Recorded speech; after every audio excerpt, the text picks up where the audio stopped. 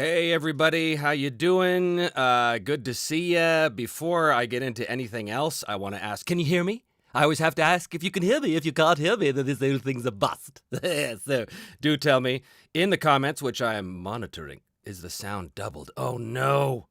Oh no. All good? Oh, that's just you? Okay, good. Well, you freaked me out, man. You freaked me out. Anyway. Okay. Well, I need to calm down. you can hear me. You can also hear my special guest. Oh, it's Kelsey Dion of Shadow Dark. Yay! What a welcome. Thank Yes. Well, I do the Muppet arms, not just for anybody, you know. This is just for you. you. So, again, you guys can hear us both, right? I'm looking at my comment section here. I'm making sure everybody can hear us both because that is a thing. Anytime someone says, yes, we can hear you both. Yay! Thank you, Glenn. You're the first. You're the first up. So, Kelsey Dion of Shadow Dark. Welcome to me, myself, and Zoe. It's good to see you, Trevor. Thanks for having me. Are you kidding? You're my favorite. Everyone screenshot this. Record it. I've told the story so many times about the first time we met. But for those of you who don't know it, I'll tell it again. And this time we'll get Kelsey's side of it. It was a Gen Con in 2023, and I had gone as a guest of Columbia Games, which, by the way, is kind of sponsoring this stream. We're going to talk about them in a second. But I was a guest of Columbia Games, and Professor Dungeon Master was there, and I knew him a little bit because I was a patron of his. And I'd written him, and I said, hey, man, I'm a patron of yours. I'm going to do a little thing for my own channel. Can we have an interview? He said, yeah, sure. So we did the interview. It was all good. Then he said, hey, a bunch of us are getting together for Kelsey Dion's birthday. You should come down and join us. And I was like, nobody's going to know me. This is going to be really awkward. And I thought, all right, fine. I almost didn't go. I almost just went back to the hotel. But I thought, okay, I'll go.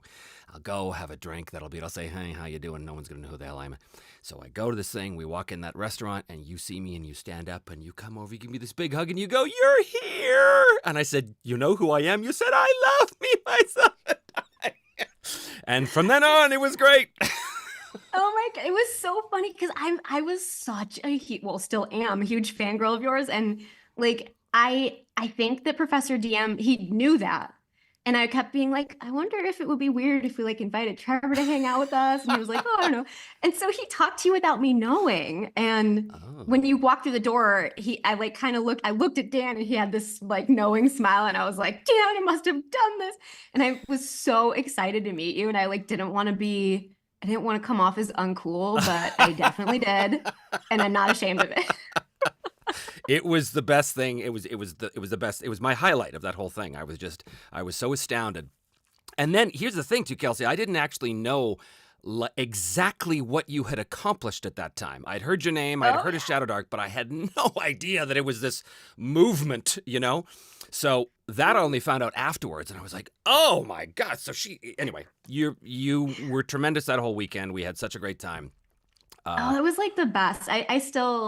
I still think of that Gen Con as like an iconic, like an ideal Gen Con experience that year. That was so cool. Yeah, it was awesome. But I do want to actually set this up a bit because me meeting you and Ben actually having dinner that one night was the reason why I'm doing the Broken Empire. So I do want to set that up a little bit, and I want to talk a little bit because I want to talk to you about your experiences as a game designer and your experiences in Kickstarter, and I want to talk about all this stuff. I've been accused in these two-handers of talking too much because I talk too much. So get over it, people. So, but I will try and let you speak. You're the one with the beautiful voice. So I don't mind. So just to set this up a bit, you and I and Ben, well, there's a bunch of us there. Dave Thalmavor was there. There's a whole bunch of people that were there. But I was sitting at the table with you and Ben, and I'd never met Ben before. It's the first time. Ben Milton of Knave and Maze Rats, and he's a great guy. And we were sitting there, and Ben said to me, so, you know, what are you up to for subscribers now? And I think at that time it was like 25,000 or something. He said, oh, that's really great. He said, what's next? And I said, oh, I don't know. I'm just going to keep doing what I'm doing. And he said, no. He said, you write the book. And you provide it to your fans, your subscribers, because they're a captive audience and they want to see more of you. And I said, write the book. Write the book about what? He said it doesn't matter. As long as it's you, as long as it's authentically you and it coming from you. I mean, it should be a game probably or game related. But as long as it comes from you, they'll be into that. And I looked at that, and then you told me, you said, yeah, well, this, we did very well with Shadow Dark. And I do want to get into the story of your success with Shadow Dark, because it's so cool for those of you who may not know, for those of you who've been asleep for the past 3 years. But it was so inspiring to listen to you and Ben and talk about how this is a whole new avenue for me to be able to take something I'd been doing as a hobby for 40 plus years and then look at a situation where I could actually create something and give something back to the community and provide like a new way of looking at things. And again, I wasn't interested in doing some sort of like reinvention of the wheel, but just the idea that I could actually provide something of substance and worth and that people would be interested in seeing it. That just kind of blew my mind. So you and Ben are the reasons why the Broken Empires is happening right now, just so you know. Oh, well, the real reason is that you did all the work, but I'm so glad that I think that's the benefit of having friends and peers in the indie space. Like, we're all individual people and we know each other. We meet each other at these events and we kind of talk about things that, like, we give each other ideas and inspiration. And I wouldn't have tried to write my own game without the help of people in a similar situation, causing it to dawn on me that maybe I did have something to say that was worthwhile. And maybe my existence in the gaming space didn't just have to be talking about other people's stuff, but sharing my own ideas, and that people cared enough about me as a creator that they might actually be interested in that. I was skeptical they would be. And I guess I turned out to be wrong. And we both learned that lesson. Yeah. So let me ask you this. How did Shadow Dark come into being? Not the Kickstarter part, but the seeds of the idea. What was the origin of that? Yeah, I really started to spin off into the indie space a few years into publishing 5e material, because that's how I started. I was writing 5e D&D third-party material. And I would say a few years in, I started to be a little bit like, well, if I consider myself a designer of any sort, then it would be smart for me to look outside of my swimming pool and to try to explore a little bit more widely than 5e. And I was kind of driven by remembering gaming was when I was a kid, which was very different than it had become. Mm-hmm. So, I started playing other games. I started meeting other friends who were interested in the indie space. And I just started to realize that there was, like, I had a little bit of a thesis statement growing inside of me about what I felt my ideal experience at the gaming table was. And it's very personal. Like, yours and my games are probably a statement of our ideal gaming experience to each of us individually. Yeah. And so I started to become aware enough of my own feelings on these things that I was like, God, I have something to say about it. And then that was also kind of, I was encouraged by my friend Hanker Furnell, who runs the channel Runehammer Games. Mm-hmm. He's a prolific creator and incredibly successful indie designer. He designs games like 10 games in a year. He's so good at it. And he was like, he was like, why haven't you published something of your own yet? He's like, it's time for you to come into yourself and to, like, say what you have to say. And I felt stupid. I was like, no one cares. And he was like, they will. So I'm glad I listened to him, Yeah, no kidding. I mean, that's essentially, he did for you what you did for me, And I will say as well, like, going into the Kickstarter, we're going to get into the details of the Kickstarter stuff too, but guys, Kelsey has been like the number one support for me when it comes to talking to people who've done this before, because you've answered every question I've had. I had a panic moment at one point a couple weeks ago. Oh my God, what is about this? And you said, shh, quiet, shh. So you've been my totally emotional support designer, is what you've been. So that's. Oh, I'm glad I can help in some way, because you're so capable on your own. I practically feel like all I'm doing is being like, keep going. Oh, no. When we sat down, me and Nav is my like art director, and he's the guy that has basically put the whole Kickstarter portion together, which is a gargantuan mountain of work. Yeah. Couldn't have done any of this without him, but. When him and I sat down with you and we had our initial questions, this is like a year ago, going, okay, so what? But yeah. I mean, you took like an hour or so of your time, and you answered every single question we had very directly, and it was a huge help. We still reference that meeting and go, well, remember, Kelsey said this. Like, I'm not just blowing smoke. That's an actual thing. We're like, remember Kelsey said that? And we've taken huge influence or inspiration from your, our guidance is the word, from your Shadow Dark Kickstarter page as well. We'll often go back and reference it and say, okay, well, Kelsey did this, so I think we should do, so it's... Well, I'm glad. That's what I hope is that, and of course, when I built my Kickstarter page, I was looking at people who'd come before me who had been more successful than I ever was. And so I think that it's so funny because we really are all kind of a community that it impacts each other much more than maybe people realize from the outside, like all the way down to like an inspiration and like guidance level, like, examining what somebody else did that was so successful and how could it apply to me, to like talking and hanging out and actually supporting each other and sharing ideas. So I don't know. I just think it's kind of magical. I think it's really, really special and cool that we all get to do this stuff together and like help each other. I don't know. I love it. I didn't even know this was a community. I had no idea because, excuse me, I've been, playing and running games for all my life since the late 70s, since the earth was cooling. But back then, the idea of making a game, it was, no, you don't do that, because back then you needed to make a game, find a publisher, hope a publisher is going to take a chance on a total unknown, spend a much money on advertising on a totally unknown, good luck. That's never going to happen, right? Right. The only reason why D&D exists at all is because Gygax said, I'm going to force this through my club, my gaming club. And, basically that's what happened.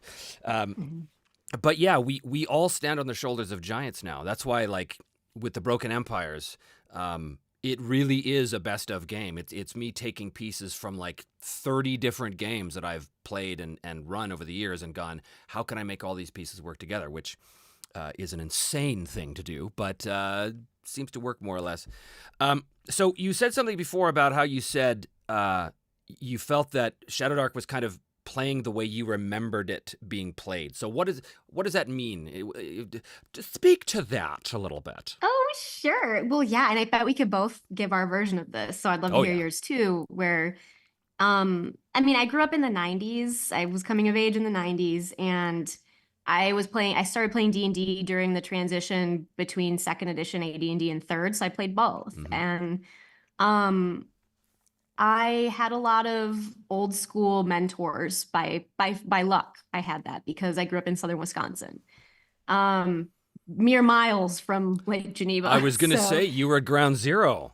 That's amazing. I happened to be, yeah. And at the time, I didn't know that. Right. At the time, I didn't realize what that meant, and maybe it didn't mean as much back then. But now things have changed, and I was surrounded by people who were writing for TSR and all that, and my game master was playing in Gary's weekly game, and while Gary was still alive, I got to meet Gary Gygax because of those connections, and I got kind of an old school education in D&D, and I was shown by these now kind of, I guess, famous people that whatever edition you're playing, you can run it old school by making certain tweaks to it, and I kind of was like instilled with this love for like the old way of doing things that I felt started to slip away in the later editions of the game. So I always would think back to how we would play then, and I wouldn't see that reflected in how I played now. And I'd be like, but why? And that disconnect is what made me want to design Shadow Dark. I wanted to be like, well,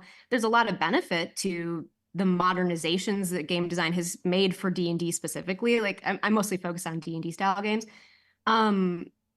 There's a lot of benefits we've discovered, but we've also left a lot behind. And can we find a way to merge these two once again? And that was my goal, based purely on my memories of playing the game as a kid. But that's what's so great is that, it's not a committee. You're not looking at, what is the ideal way to play a game according to the marketing statistics?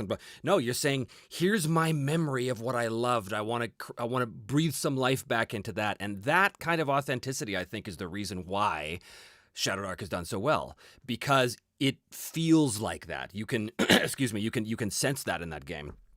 And, thank you. Well, it's true. And, that kind of authenticity, you can't.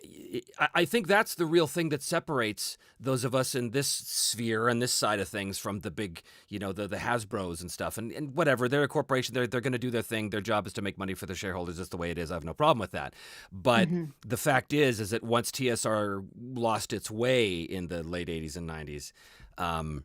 They were doomed to either die or to adopt a totally different method in which now it was more about something other than the love of the game in a way, And Yeah.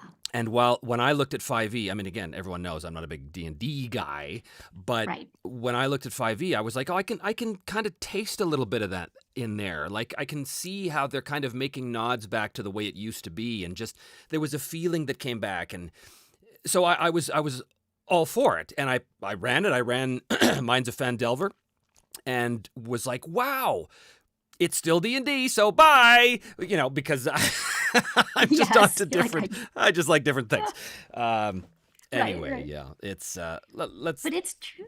Yeah, go ahead. Well, I was going to ask you this too, because I was curious, because it's funny that you mentioned earlier in the chat, Gary Gygax sort of forced D&D into being, and I feel like the industry has in a way come full circle, because we're back to the guardians of, I feel, the true guardians of the spirit of gaming, regardless of system, are back to being individuals, and like you've been working on your game, and like it hasn't been a design by committee thing. Like you're the one making the final calls on all of it. So do you feel like it's kind of a different experience than what you're expecting because you've played a lot of games that were made by other companies, but now you're making your own, and I don't know, like, how did that make you feel? Like, It's wild to know that I have this little team of people who work with me that, first of all, they all are working towards my vision of a thing rather than we're working towards somebody else's vision of a thing. That's the biggest difference.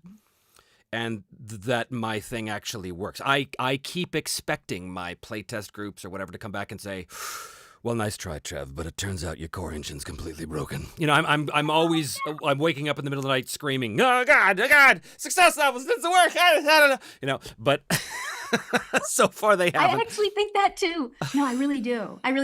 I'm like, oh my God, someone found a way to utterly break the torch timer. Right. It's worthless. I wake up thinking, and it's like, I think that's the same nightmare as like where you forget, or you like have the nightmare that you like didn't pass like geometry in high school and you have to go back to high school and re-get your diploma or something. Like, it is. There's always kind of that imposter syndrome there where it's like, oh, they're gonna discover that maybe this is, but it's not broken. Like it's been tried and tested and put through the ringer again and again and again. I wouldn't bring something to the market if I didn't actually think it was worth something.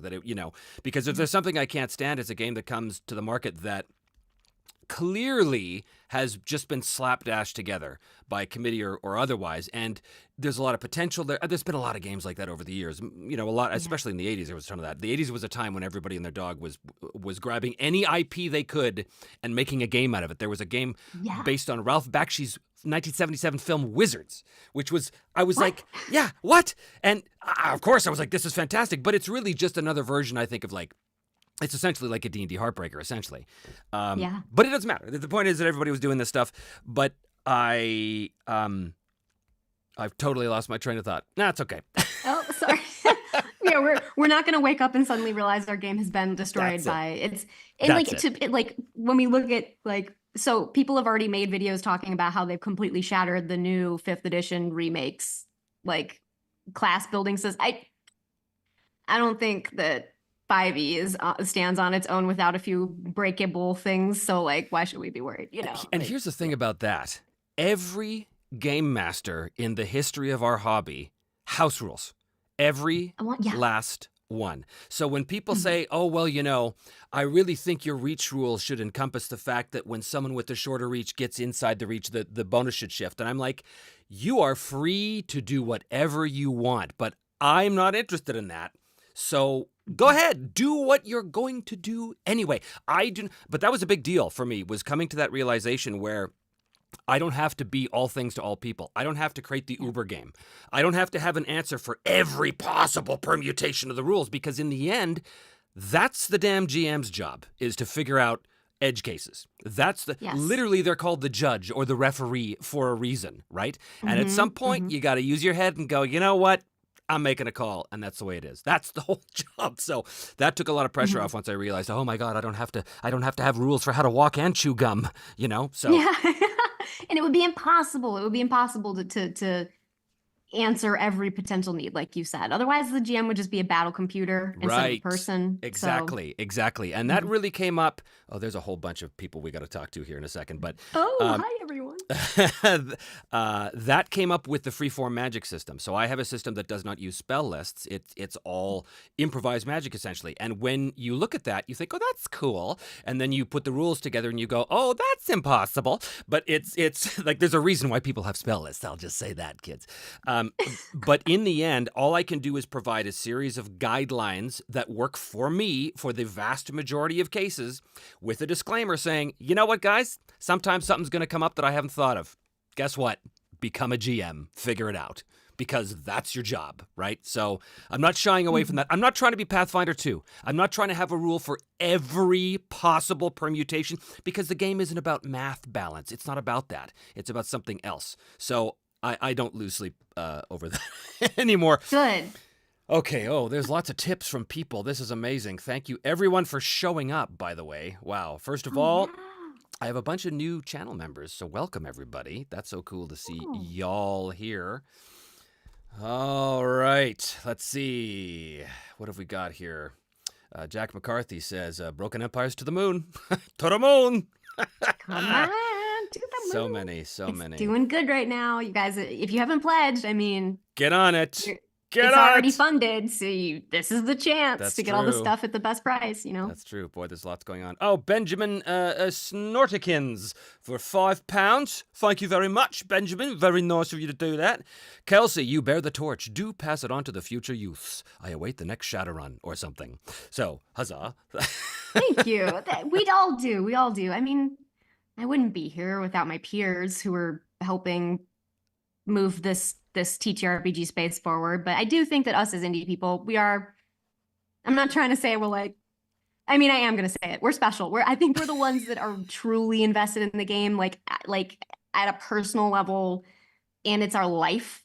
And we're interested in keeping it alive and healthy and moving it forward. And it's not to say that Wizards isn't, but I mean, look, you're releasing a whole beautiful game that's been built from at the table experience and real experience, and it's a cohesive whole. And I don't know if other people can compete with that level of detail and knowledge. I just think that it's an incredibly unique and cool set of skills that you have and that you're bringing to bear to do this.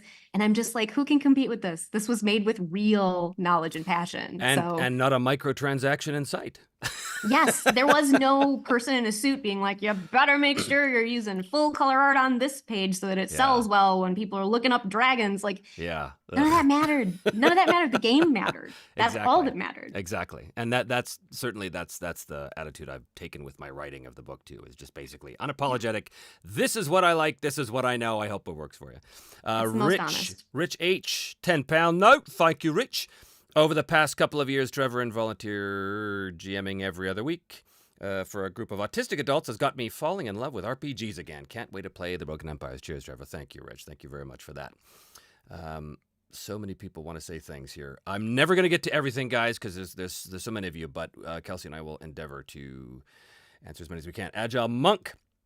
Thank you, sir, for the tip, for the bonus. Trevor's one of the most amazing voice actors and creators I have ever heard. Well, thank you. And Kelsey is the kindest, most adorable person in the TTRPG community. Love to you both. Well, thank you. Thank you. And I concur with you. Nick G. I would like to ask a question. Kelsey, this is a good one. What was your first non-D&D game? It was... Does Rollmaster count? Is that far enough apart? 100% counts. Mm-hmm. Yes, when I was a teenager. Talk to us about RMS. I had no idea what I was doing my character was on a clipboard, which was a first for me. I was probably 14 or 15 when I played it. It was run by someone who loved the system, and thank God he was GMing and he could walk us through it. And I appreciated that we played in a fantasy setting. It was familiar enough that I could understand at least the tropes of it, right? Because I was bringing prior D&D experience to it. But um, I remember having a very vivid idea of who my character was, and I'm sure that was helped by the fact that there was so much detail and what her skills were. She was a spellcaster. She was a sorceress, I think, or maybe I just said she was, but I don't recall what the class actually was called. And she had just pages of information about her. And I remember being like, we at one point, I think we leveled up or whatever the equivalent of gaining additional stuff to improve your character was. I don't actually recall the exact mechanics in that It's a version of level. It's a Rollmaster. class and level system. It's a weird hybrid. Yeah.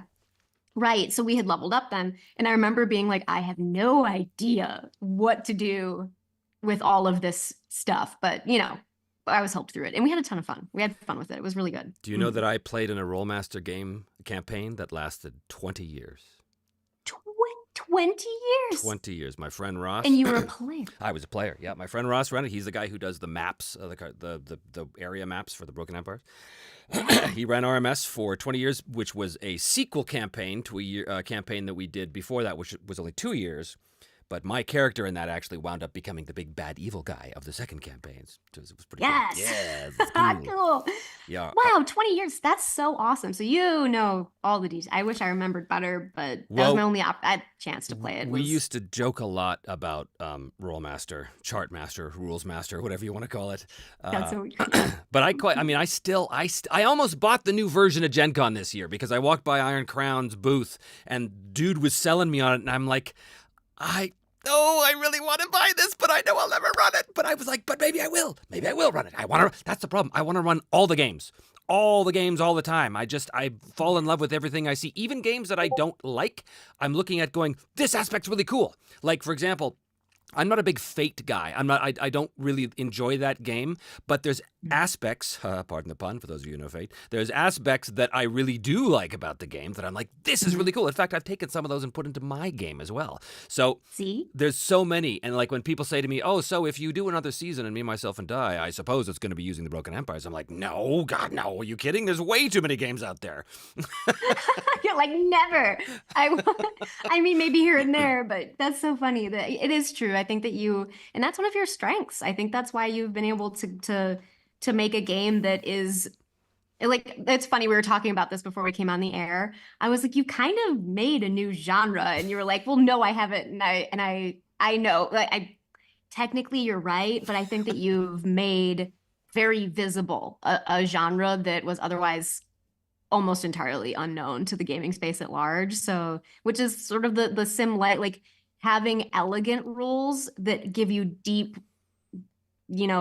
outcomes, deep results that have layers. Because like in D&D, it's a yes or no action resolution system, and yours is like multi-layered, and so they're equally simple to roll, but you're getting a different level of depth, and you haven't seen that a lot in the modern space. and I suspect, just judging by what I've heard people say on forums and stuff, is that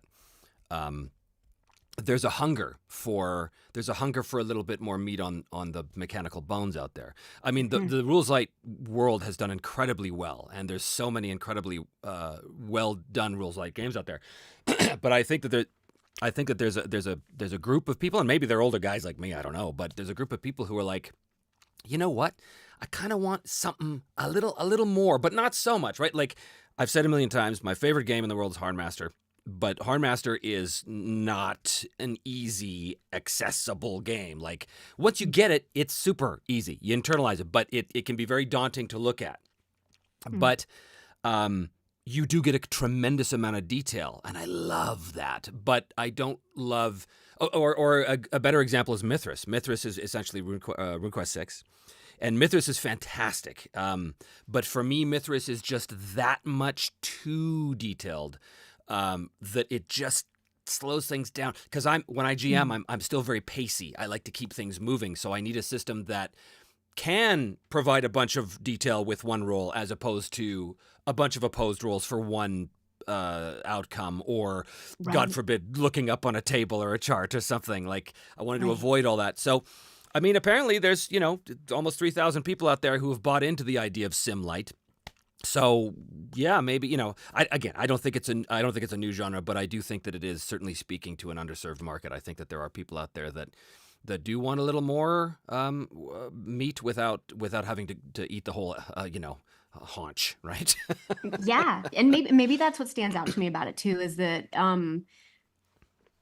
I think that the past systems that have a lot of simulationism to them are not always designed with efficiency of play in mind. Right. And I think that's as far as I know, I'm not as well versed though. I'm not as broadly versed as you, but you're the first person I've seen who was like, no, I want to make a detail-oriented system that is still equally fast to play, which Yeah. is almost seems like it can't be done until you look at your game and you're like, wait a minute, of Well, course, this makes sense. Well, I would say it can't be done because everything is subjective. I mean, I've said this before that it's on an axis between detail of resolution and speed of play. And as soon as you move towards one, you necessarily move away from the other. That's just, there's no getting around that. So it's a matter of finding what I consider to be that perfect middle ground that you get enough detail. And again, like, the reach rules are a good example of this. So if I have a spear and you have a sword, I'm going to have an advantage on you. It's not much, but it's something, and it could be important, right? So in a game like Mithras says, yes, that is an advantage, but only until the guy with the shorter weapon gets inside the guard, and now he's got the advantage. Now that's true, by the way, in any actual combat, that is true. But for me, that one little extra step makes me go, it's too much. It's an extra thing that gets in the way of resolving the outcome. So for me, reach, that little bit of bonus that the reach weapon has, that's included in that one opposed roll. And if the guy with the knife succeeds against the guy with the spear, guess what? He got inside the reach. And now he's going to do the thing, right? The reach is always available. Believe me, I've fought enough dudes with rapiers, but not to the death. But I used to be a fencer and a what they call a Western martial artist for years. So I'm aware. Guy with reach, yeah, you get inside, but then he steps back, and guess what? The reach is back. So it's unless you're grappling, right? Anyway, it's all just the kind of rules I'm talking about. That I want the flavor of those details because they're important, but not so much that it's going to require us to do another calculation. You know what I mean? That's one thing that I really am interested. I'm actually so interested to hear if you have any insight into your own decision making on this, because I had to think about my own process for this, where deciding what to abstract out. Because I think especially in your case, that must have been a very hard decision because you are writing a system that's expected to have more nuance than me.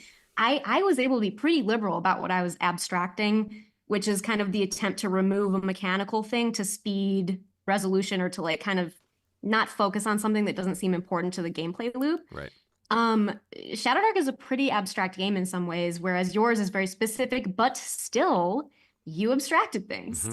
And like, do you have any other examples of things that you decided not to make granular and like why? Yeah, for sure. There's one of the things I love, which is so anti-simulationist. But one of the things I love, blasphemy. Yes, exactly, burn the heretic, is the idea of supply dice from Forbidden Lands. Now, people will say, so for those of you who don't know how this works, this is in my game as well as in Forbidden Lands. Let's say you have a bow. Well, you've got ammunition. So in any other game in the world, you've got arrows, and maybe that quiver holds 20 arrows. Okay, so you're counting arrows. You shoot. Okay, you count arrows. Okay, it's fine. It's fine. It's fine. But in my game, you have something called an ammo supply die that goes from D6 to D12. And this is right out of the Forbidden Lands world. Like this is I do not take credit for this.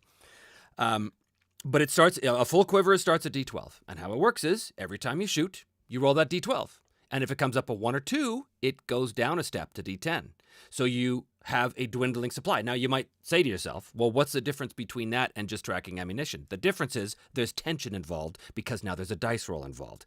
And it's a quick roll because it's one dice. It's just boom, roll. There's no math. It's just, is it a 1 or 2? If it's not, move on. If it is, boom.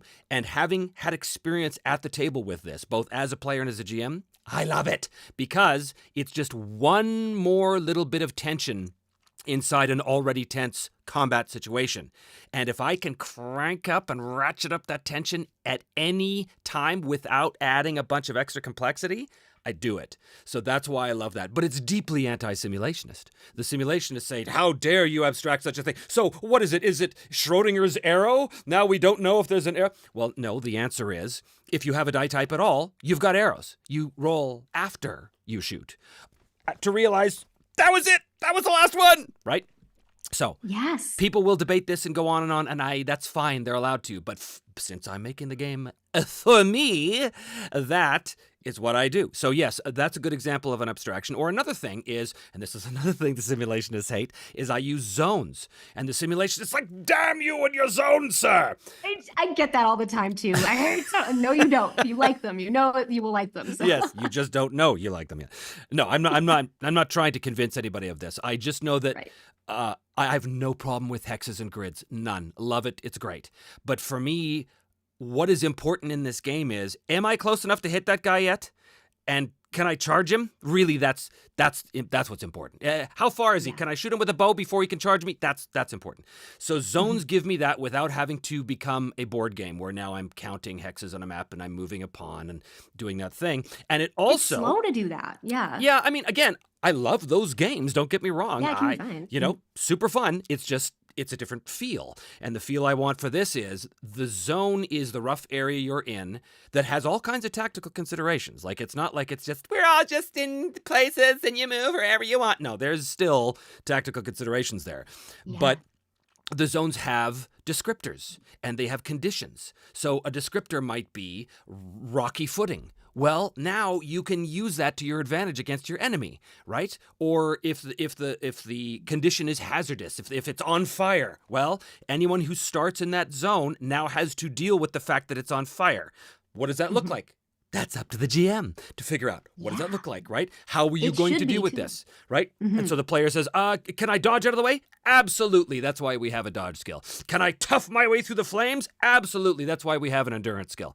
You know, so I love zones because of that. They give me the tactical detail, but retain the narrative flexibility there as well, right? Yeah, I love that. I agree with you so much. And I think it's funny.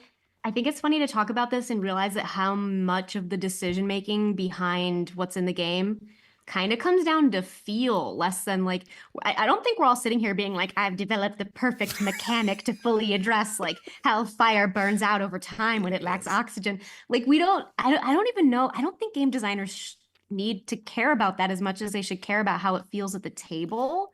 And that's the benefit of having someone like you designing this game, because you're not just an armchair theorist, you play games. You play lots of different other games. And so I think that works its way very well into what you're doing, and it guides your decisions about controversial things like making abstractions in a simulationist game, which is not actually controversial, and I fully agree with your decisions. I think that was smart.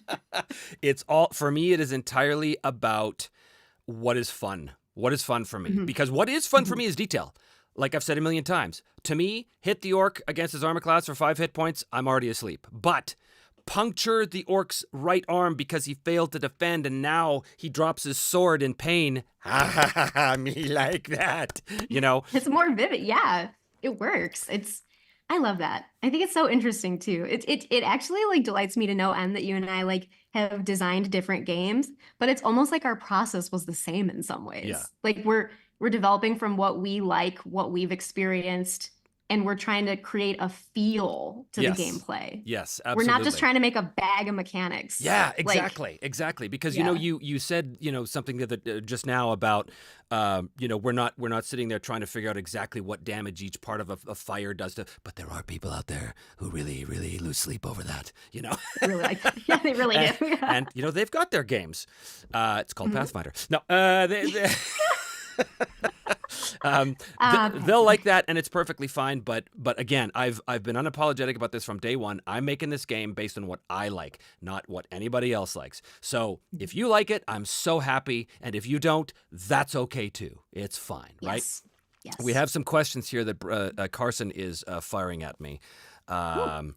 Trevor, where does the Broken Empire stand on the currency economy aspect? Anything concrete you can share with us? Well, it's funny you bring that up because it goes back to what you were saying, Kelsey, about what is abstracted. So a system that I have in the game right now is a wealth system, which I'm normally not a big fan of, just because for me, wealth is something that my brain always had a hard time of abstracting. For me, I could understand I've got a bag full of 81 gold coins, and I can therefore buy this with those coins. But what I couldn't figure out was, wait a minute, if it's a wealth stat, like it has, like a game like Burning Wheel has, that kind of thing, right? But I worked closely with my friend and primary rules consultant, Jared Hunt, and we came up with this wealth mechanic, which the reason why we have it in there is it is an abstracted way of representing wealth, but for a couple of reasons. One, I find the buying equipment portion of the game the most tedious and boring thing possible. I just want to get rid of it, and I want to abstract it. So the other thing is that wealth, in no society ever, real wealth was never measured by how many coins you had in your pocket. It was measured by so many other things. And so I wanted to create a system in which someone could play a character that was fabulously wealthy without having to worry about how many platinum coins they had in their pouch, right? Because it's not about that. Wealth is about your reputation. It's about your assets. It's about your word. It's about how many favors you can pull in a situation, right? So that's what wealth is. And so we've got a system in place now, which so far, I mean, we're still testing it. We're still testing. But so far, it's pretty cool because essentially, you've got wealth is like a skill, right? So if you have a wealth of 50, let's say, so that means that you take the tens die of that, which is the 5. That's called the score of the skill, right? The tens die. And you look at that and you go, okay, I can afford anything either, how does this work? Oh, yeah. So if it's your wealth score plus 3, then I can afford it. But I'd have to make a roll on that, and my wealth might go down a little bit based on it, or it might go up if I get a critical, because you can actually trade up, right? You can buy something and wind up getting something on the upside too. If it's past my wealth score plus 3, I can't afford it at all. There's no I cannot afford that galleon. Sorry, I do not have the galleon. If it's my score minus 3, then yes, I can afford it, of course, but it still might cost me something. If it's less than that, I don't have to roll. I just have it. So if I have wealth score 5 and there's a tier 1 thing like a meal at an inn, yeah, don't worry about the coppers. You can afford it, right? So, and we've got rules in there about how, people can pool their resources, and about how the commerce skill affects wealth, and about what happens if you're buying multiple things. And we've got all those things in there. But in the end, it is just an abstraction. It's just a way of saying we want to represent that people can afford stuff and good stuff, but it's not always free, and it still might cost them, but I don't want to be counting coins. For the same reason, I don't really want to count arrows, because while it's a perfectly acceptable way of doing it, it's just kind of boring to me. So this is neat. This is cool. It's different. And yay. And if you don't like it, guess what? Go and buy any bazillion amount of supplements out there that show you how many gold pieces it is to buy a halberd. Like it's not hard to do. Yeah, you'll find them. There's a man. I've it's been interesting sometimes for me to see like how much people want to create economies that actually can hold up based on the like game rule system. Like that's far beyond what I would ever be interested in doing. But some people are super, super interested in assigning a gold piece value or a coin value to everything. And there are people out there who do that. So you can always find those books if you really want to have that. If you really want an economy based on the value of silver in the year that your campaign is set, you can find that. You totally can. And if you're looking for a really awesome supplement that will tell you how much anything is worth, if you can still find this thing, it was an old Rollmaster supplement called And a 10-Foot Pole. And it was everything. There was everything in there. I'm sure you can still find it somewhere. But that was like the greatest equipment book ever because it had everything in it. So if you want that, you can have it. What else we have here? This is Benjathan Snortigan, the Benjathan Snortigans again. Thank you again, sir. Mr. Medic, thoughts on the did I miss something here? Kelsey, thoughts on Darkest Dungeon. I noticed Darkest Dungeon has a lot of mechanics synergistic with Shadow Dark, though some characters have darkness mechanics too. Thoughts on Darkest Dungeon, the video game series? This is gonna sound like I'm lying. I didn't know about it when I was writing Shadow Dark. I've never played it. I think that our source material for how we each designed our game was exceedingly similar. We both chose to reference old school D&D.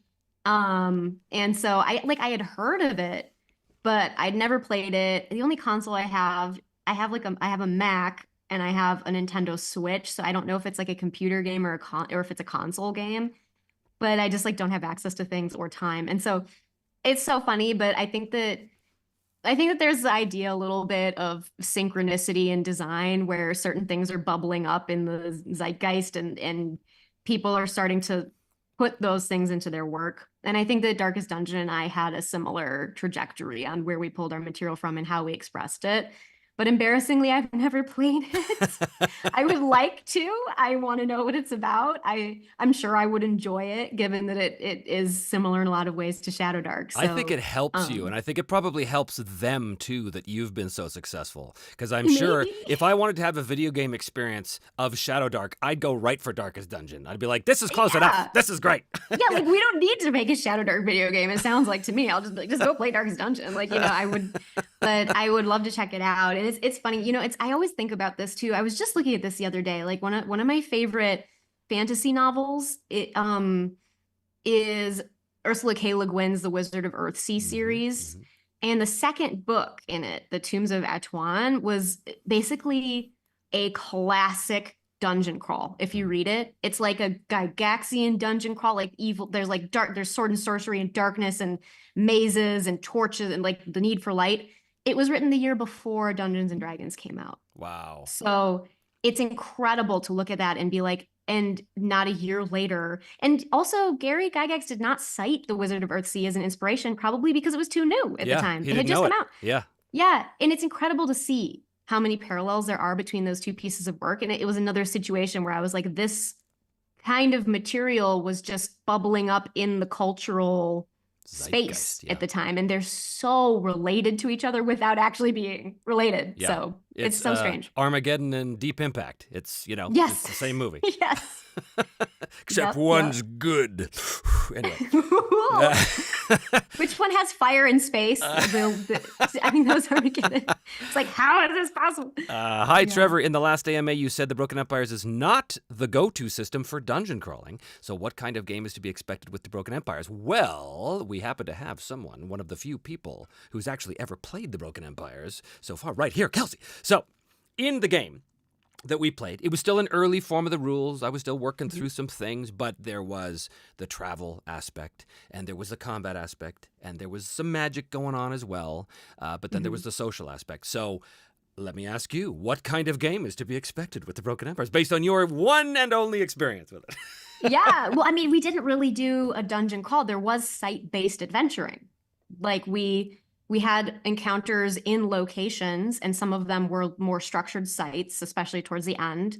I don't know how much of that video is available online. I know there was like a fun cuts version, but I don't know if the full video is available online yet. But I would say that you could play it in any environment, including a dungeon, because it's sort of focused on the various systems you have to overcome an encounter. And so I would say it's an encounter-focused system that doesn't have limitations to having to be all in a city or all in a dungeon or all in the wilderness. Like you can use the mechanics of the game to build challenges out that are appropriate for each of those environments. And, that's so it's not, I guess all I could say is like, it's not for just dungeon crawling at all. It could be, but it's doesn't have to be. I've said before that the reason why you don't want to use the Broken Empires as a dungeon crawl is because everyone would be maimed and filled with infected wounds 100 feet into the hallway.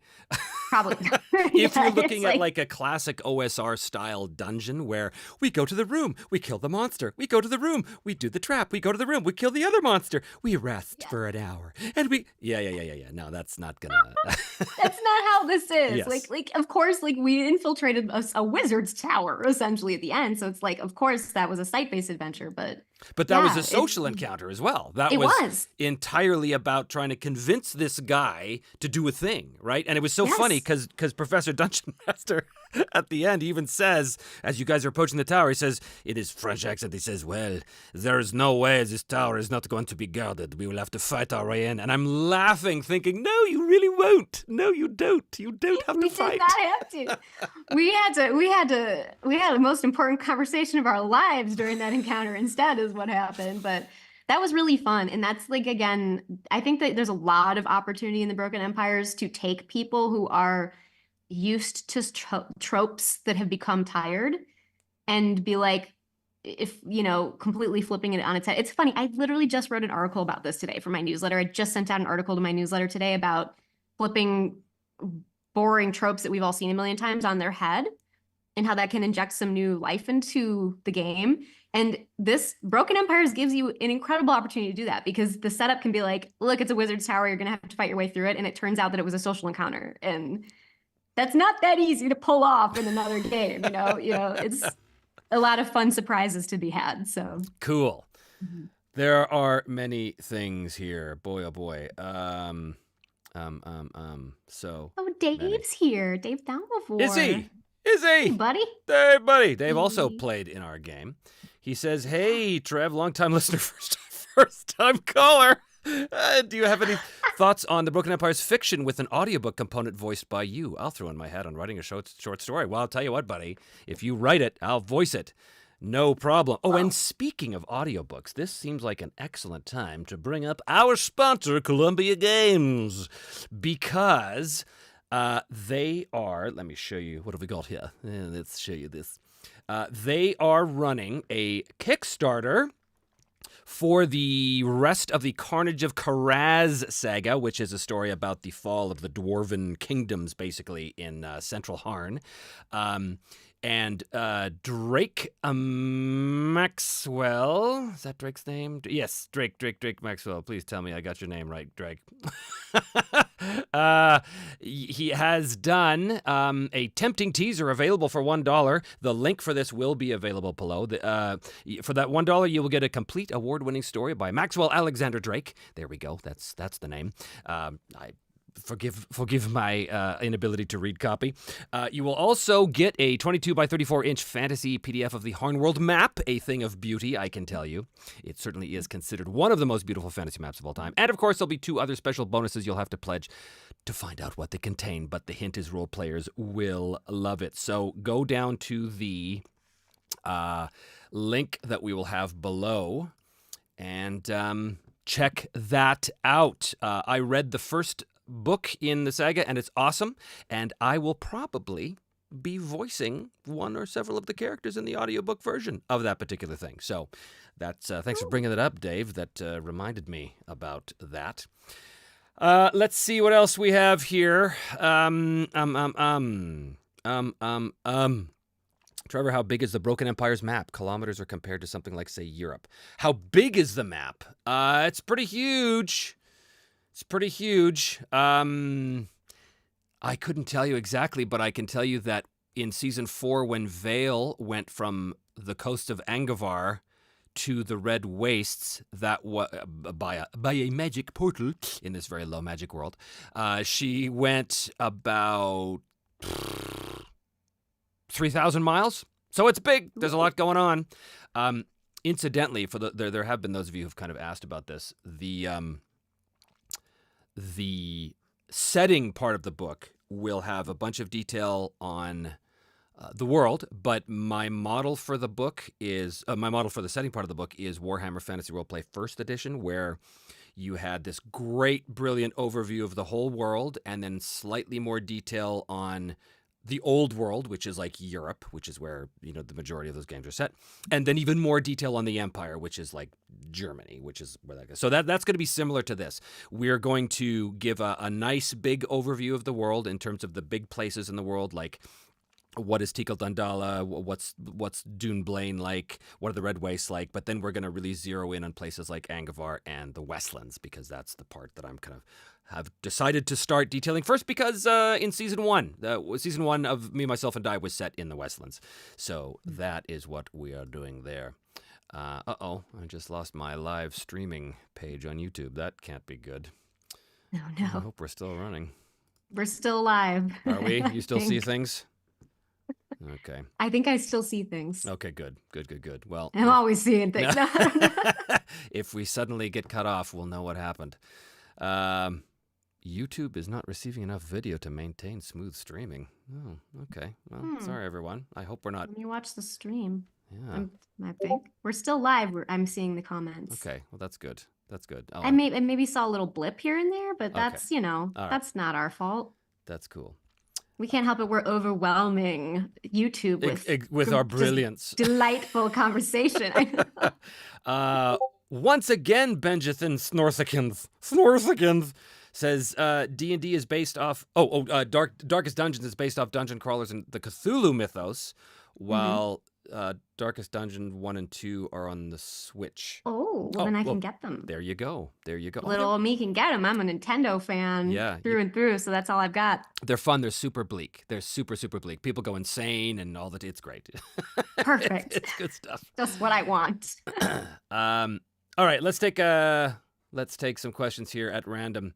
Matthias M. Trevor, how are the campaigns, if you can call it that, adventure add-on books? Is it going to be similar to adventure sites we see in Forbidden Lands, more descriptive, no pre-written stories? So if you're referring to the adventures that are stretch goals as part of the campaign, they are one-offs to be sort of inserted into any of your campaigns, basically, so they can be set kind of the second one, the one that Professor Dungeon Master is doing, is specifically set in Viksgrad, which is kind of like a fantasy Russia kind of thing.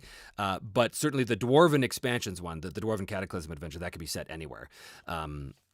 So yeah, we're not really at this point. We're not producing campaigns. We're producing setting and specific adventures to drop in the settings. So it's kind of like Forbidden Lands, and that's because I tend to run more sandboxy games.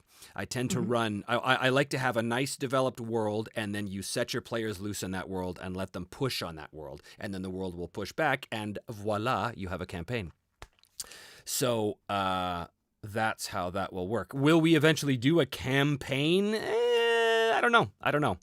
Who can say? I mean, the fact that we're talking about eventually anything is amazing to me, frankly, because I didn't know whether this Kickstarter was going to go. I didn't know whether there'd be sufficient interest in it or not, but we're doing pretty good so far. So speaking of Kickstarter, Kelsey, tell me about the moment that you decided, I want to take Shadow Dark, this game that I've made that reminds me of the way it used to be, the way we were, and bring it to probably just got demonetized for copyright violation. Now we can say whatever we want. That's right.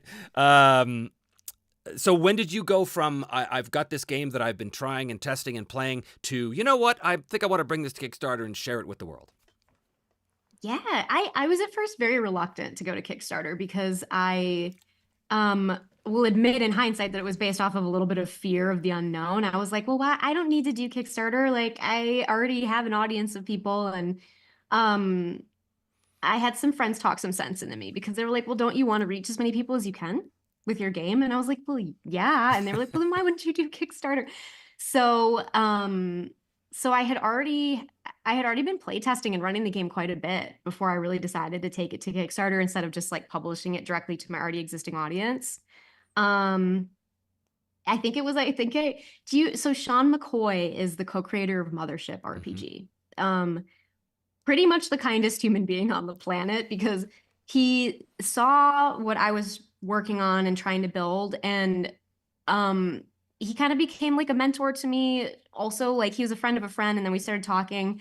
And there were various times where I would phone call him for like 2 hours while he was like taking care of his kids, and he'd talk me through some logistical or promote like production based decision that I had to make that was kind of momentous. And he was the one that was like, don't sell yourself short. Like if you want to make a game that you want to be your career, you have to take yourself seriously. He's like, you would be hamstringing yourself if you didn't go to Kickstarter. And he really convinced me of that. And hearing that from someone who ran to date the most successful like OSR Kickstarter. I don't think anyone has outfunded Mothership. And it was even a few years ago. Well, I don't know. Some people have, but as far as in the indie old school space, they're still like a titan.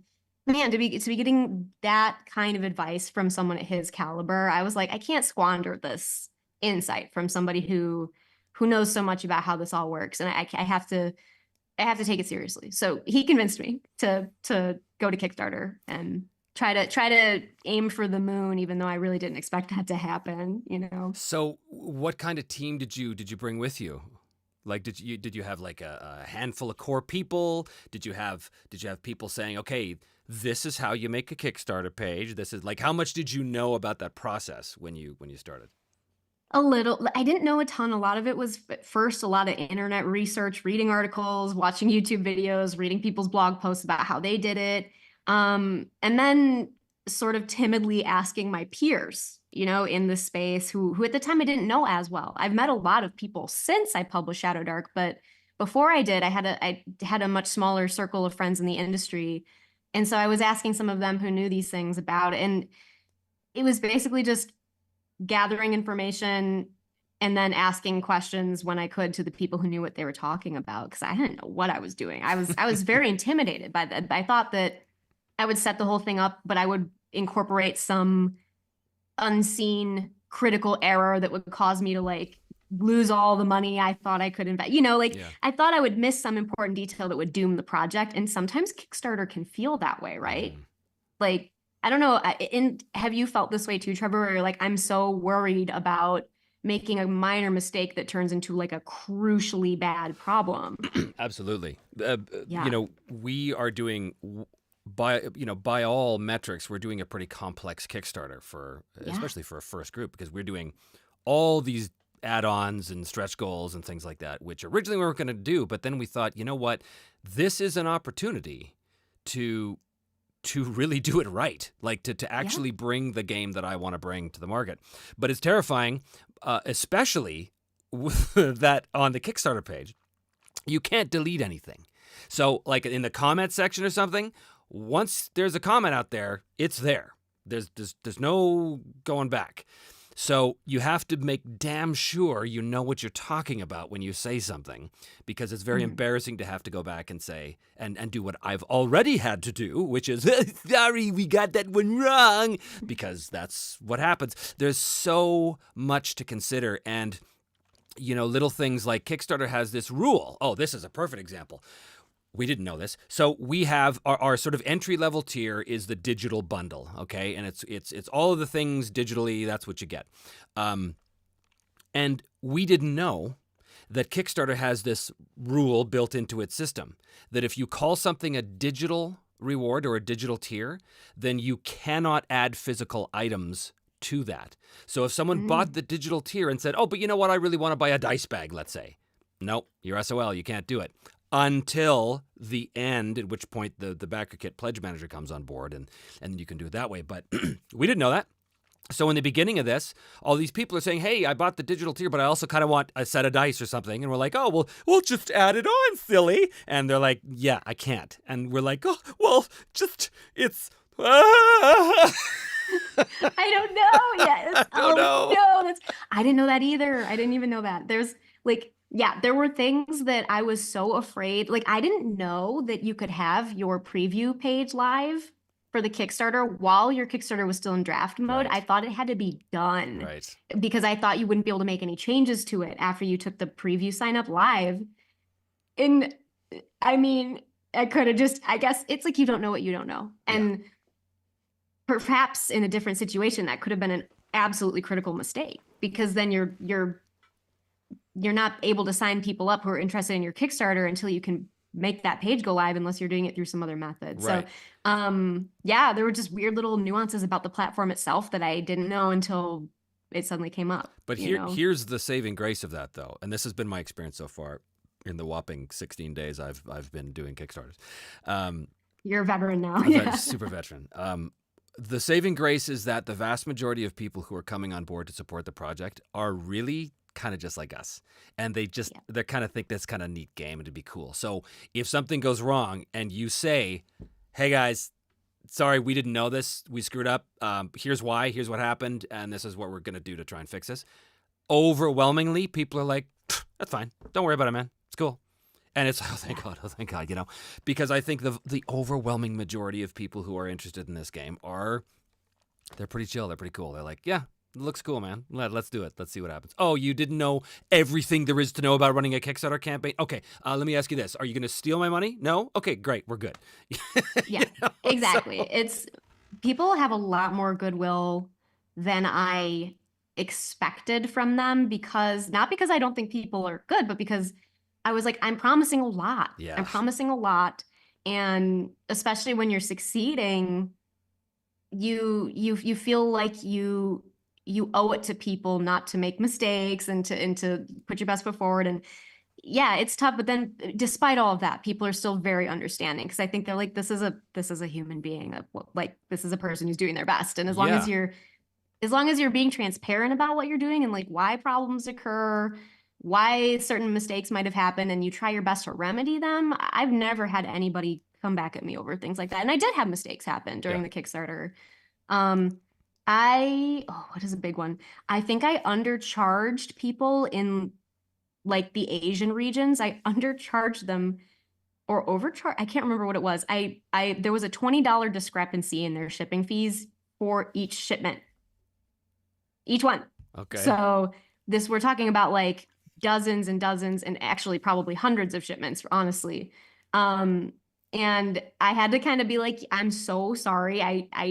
There was like a weights issue with like one little number I put in somewhere, and I ended up issuing them all like a $20 shipping credit. Right. Because that was the only thing I could think to do to make it right. And I didn't get one person upset. Like not one person expressed upset at me for making a mistake. They're all like, thanks for fixing it. And that was it, you know? I think it's the same. It's the same authenticity. If you bring that same authenticity to customer relations, which is what that is, that you bring to the creation of the game, then that's what you need to do, right? Like, because I think everybody knows we're not WotC, we're not Hasbro, we're a couple of people, you know, we're just a couple of people making a game and trying to get it to you, you know, and we want to get it to you. We're not trying to steal from you. We want to get you our game, you know? Exactly. Yeah. Let's see. I just noticed a question that there's so many guys. I'm never going to be able to get all of these, obviously. Ooh, but sorry. Where was one I saw? Slump to you, Trevor. Could you talk more about the character generation process? I will. I'm actually going to do a special video on that for the backers, because I'm ready to sort of talk about that a little more. But I will tell you that it is. It's not difficult, but it's a step-by-step progression. So you have. You start with your race, right? Because your race will tell you certain things, like in any game. But then there is sort of a nod to stats in the game, even though they don't really exist. There's sort of a nod to the old way, right? So there's that. But essentially, at its most basic level, you go through a number of phases, and you have a number of points to spend, and it's guided based on your background, your previous career, this kind of thing. And there's life events in there as well, which give you a little history. They also give you little skill points to work with, and they also provide fodder for goals, because goals are, of course, hugely important in the game. So you go through that, you figure out all the things you need to do, and then you're basically done. But the idea is that you do it with the other players, because that way you form a cohesive group. There's a reason why these people are together, and it's not you all met in a bar. Unless it is, which is perfectly fine too. Thank you, Paul C. He says thanks to the both of you. Thank you for the generous donation pool, and my apologies if I've missed anybody's very generous donations as well. That's much obliged. But yeah, so I'm going to do a more deep dive into the character creation system. But as always, understand everything is still being developed. There's still little details that I go back and change and make sure that things work better and such. But yes, I will do that. Okay, where are we? Question seems like PvP combat would be possible. Yes, but will the social conflict rules work for PvP? Like you can in Pendragon and Burning Wheel? Yes, it does. Honestly, that rarely comes up in our games, but when it does, my players have sort of historically taken the personality mechanics by the reins and said, okay, how would my character respond in this? Would I be judgmental? Would I be vicious? Would I be forgiving? And this game provides you personality mechanics to do just that. So you would make a roll, but it's really up to you. You decide how you're going to do it. So in a case where one character is saying, or one player is saying to another, I'm going to try and convince you of something, at that point, both players have to be on board for that. Both players have to say, okay, let's let the dice decide. And they have to agree to be bound by that, because you can't have one person trying to use the system to dominate another player. That's not going to work. Just like it's not going to work with an NPC, right? If you're trying to get something from, the classic stupid example is, well, I could roll charisma and get the king to hand me over his kingdom. No, just like you can't flap your arms and fly to the fucking moon. Like, it's not going to work, okay? It's not going to work. It's just the way it is. Again, you're a GM. Use your head. Where was I going? I was so filled with outrage on that. Yeah. So, can you do PvP? Yes, but that's not really what the rules are for. They're more to help the party figure out how to achieve their goals with an NPC is the typical thing. But it can be done. And yes, I know this question's coming up, but what about solo? Well, solo's a different beast, and we are crafting separate solo rules. In fact, I have a meeting with Sean Tompkin tomorrow about this very thing, working with Sean and Tana Pigeon as well to come up with ways to make the game easier. And again, I'm going to say this because I'm honest and transparent. I have said from day one, this game is not designed for solo play. It is not. That said, that's the reason why we're working with Sean and Tana to try and make it easier. Because I know a lot of my audience out there are solo players, and I do want to speak to you, but always understand the game was never designed for solo. Why am I always bringing this up? Because it is a more complex game, and more complex games are harder to run solo. There's a lot of moving parts, and it's just easier with multiple brains at the table to keep track of things. Again, you're not doing your taxes here. It's not that, but it's more complex. Shadow Dark is a dream to run solo, I'm going to imagine. And in fact, I'm going to do on the channel. I'm definitely going to do that. Yes. And I'm going to do it with you, Kelsey. Ha ha. We're going to do it together. Yes, we are. Ha ha. Surprise reveal. I'm excited. Yes. But that's going to be a dream to do because the rules they flow into that. It's easy to do that. You can use the abstraction to your advantage in that case. But with a game like the Broken Empires, it's harder. It's not impossible, and we have a plan. But just know, just so you can't ever say that, or that I can't ever say, I promised a solo-friendly game. I never did. I never promised it. So You never did. you're getting rules that we're working very hard to make it easier to solo. That's the truth. You have the best team possible working on that. We So sure that's do. a dream team right there. We so. sure do. I mean, if you gotta go big, right? Yeah. All right. The buyer says, as long as you don't sell your game to WotC or Hasbro. Can you imagine? I'm sure it would be an honor to be asked. I don't know if any of us have ever even considered being faced with that decision. Oh, man. I don't know. I don't think I love what I do so much. Like, why would I suddenly stop doing it and give it to someone else? I just couldn't. Wouldn't it be like handing over your child? Yes, Wouldn't it be? it would. I couldn't do it. Like I'd rather be happy what I'm doing and not as enriched or something by monetarily than to lose. Like, I feel like Shadow Dark is my life's work. Yeah. So why would I give that to someone else? Yeah. Yeah, exactly. unless they Mhm. offered you millions of dollars, in which case, goodbye. No, just kidding.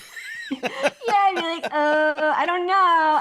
And this is a funny thing too, Trevor. I wonder at this because I think that as the creators, as people who engage directly with our communities, like we're the game too. And so if we weren't a part of it anymore, I just don't think it wouldn't work.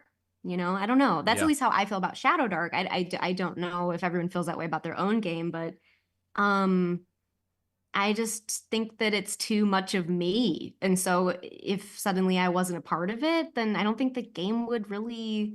So do you think that that is the defining, or maybe one of the defining differences between a game that is written by a bunch of people and a game that's written by an indie? Like I'm thinking Shadow Dark has you in it. It feels like you know that your sort of spirit is within those pages. But then if you look at Pathfinder 2, for example, and I'm not disparaging Pathfinder 2, I'm just saying that Pathfinder 2 was written by a lot of people, and their goal is to make a perfectly balanced game. Their goal is they have very specific design goals, and they achieve Mhm. those goals. Mhm. But I couldn't look at Pathfinder 2 and say, oh, I really feel the authors in this because there's like a whole bunch of them. Yeah. So I don't know. Is that one of the main differences between like the true indie creator, do you think? Because if you look at like any of these little indie games that I have on the shelf, you can tell it's written by, the one guy or the one girl sitting there pouring out their heart because Mhm. some of the rules maybe some well actually it has nothing to do with the quality of the rules. Some of these indie games are fantastic, um but you could just tell the difference. You could feel it in there. So is that a difference? Yeah. Is there any way to, what am I asking, is there any way to, I feel like Jordan Peterson, oh, is there any way to, what would you say, be very very You could complex. make the voice and everything. The power You're of imitation in your hands is quite mighty. That's uh, yeah. yeah, thoughts on that? Yeah, I do think, I mean, that might be a weird litmus test, like the test to determine whether something is indie or not is can you detect the personality of the creator in it? And um I do think, and like not to be all woo, I'm not like, oh, it's like an expression of my soul. It's a creative expression for me, yes, but I think that there's too much about the game that is all decisions in my head, from ranging all the way from the mechanical level all the way up to the marketing level about how we're going to do things with this game, that I just don't think I couldn't put it in someone else's mind. So the second I wasn't making those decisions, the feel of the game would change. Like there are products I explicitly won't create because I don't think that it would contribute to what my overall hope is for the game. That would change if I wasn't in control of it anymore. And I think that would erode certain things about the game that I'm trying to keep the way that they are. And so I just think, yeah, once all of that direction is gone, it's gonna change in a way that doesn't seem like what I want it to be. Does that make sense? It Yeah, would it be, totally does. Totally does. And it, yeah. it kind of leads into something else I wanted to ask you about, because I get asked this all the time. I just realized I had a very Canadian about there. I just got back from Ottawa. So I'm very Canadian right Ah, now. there you go. You Right now absorbed it my again. Canadian is back here, eh? Jeez. I can do some Uber if you get me going. Let's not go there. I sound like Sarah Palin. Um, No, I mean, she's in Alaska. But I wanted to ask you I wanted to ask you about, now we're back in America, about um, the whole licensing thing. I get asked all the time. People say, "Are you going to open up for third-party license? Are you going to allow people to do this?" So you did, right? But you had Mhm. your own specific license. Is that correct? Yeah. So, Yep. so tell Yep. me Yep. about that. How did you arrive at that conclusion, that decision? Yeah, this was I was originally going to license the game under the OGL, which was sort of like easy, there it is. And then the OGL fell apart like a week before I went to Kickstarter. Was it really like that? Was it that close? Yeah. Yeah, it Wow. was. It was maybe a week or 2 weeks before we went, and I think two. And I recall I like didn't sleep for an entire week trying to rewrite drafts of the game, and like all this stuff going on behind the scenes that we were trying to suddenly deal with that we never thought we would have to. And um I I I was like, well, I want people to be able to write for this game with as little limitation as possible as I can put on it. And that had been my original intent. And so I was like, well, we have to write a license then. We have to write a license for it if we're going to. And the license that we made, I worked with a team of IP lawyers who so graciously helped me out in the time that I needed it. Like just the fact that I got connected with this specific team of lawyers, which my lead lawyer, Greg the lawyer, is now a dear friend of mine, in addition to being a big Shadowdark supporter and a crucial like legal counsel for the things that I'm trying to do. And he they wrote this license that was, because he's knowledgeable about the games industry, was able to take the good things from the OGL and remove the things about it that caused these problems in the first place. And I'm not saying our license is flawless and perfect, but it's the basis of a lot of what I think people hope to get out of the OGL that kind of fell apart. And I'm really proud that people like Nave 2E. I was talking to Ben Milton. He wants to use our license as the basis for his. That's awesome. And I'm so proud of that. I'm so happy because I think if more licenses were like this one, I think it would do good for the community. And so that makes me really happy. And I would never change that. That to me is one of the most important parts. Like we have people in the chat who've written for Shadowdark. Right now. Well, I just see this Black Lodge right there. Yeah. And they say, do it, Trevor. We need open licenses to live. Yes. Yeah. And like I got a career out of writing with an open license for D&D. Right. And wouldn't it be a dream come true if someone could do the same for Shadowdark or for Broken Empires? Wouldn't it be amazing to be like, you make your living writing for this game? Like, how cool, you know? So that was so important. That was so important to me.